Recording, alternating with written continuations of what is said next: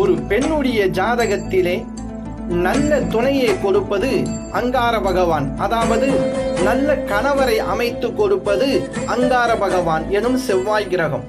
உங்களுடைய ஜாதகத்திலே செவ்வாய் பகவான் நீச்சம், வக்ரம் 7, 8ஆம் இடத்திலே, லக்கணத்திற்கு 7, 8ஆம் இடத்திலே இல்லாமல் நல்ல ஸ்தானத்திலே இருந்தால் கண்டிப்பாக உங்கள் கணவர் நல்ல கணவராக, நல்ல குணம் படைத்தவராக இருப்பார். அதைக்கு மீறி நீச்சம் பிளஸ் வக்ரம், சனி சேர்க்கை, ராகுகேது சேர்க்கையோடு இருக்கும் போது கணவரால் உங்களுக்கு மன நிம்மதி இருக்காது என்பதை நீங்கள் தெரிந்து கொள்ளலாம். அதற்கு என்ன செய்வது? அதுதான் முருகப்பெருமானை வழிபட வேண்டும். எப்போது?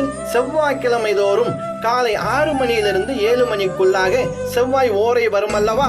அது இல்லை என்றால் இரவு 8 மணியிலிருந்து 9 மணிக்குள்ளாக செவ்வாய் ஓரை வரும் அல்லவா?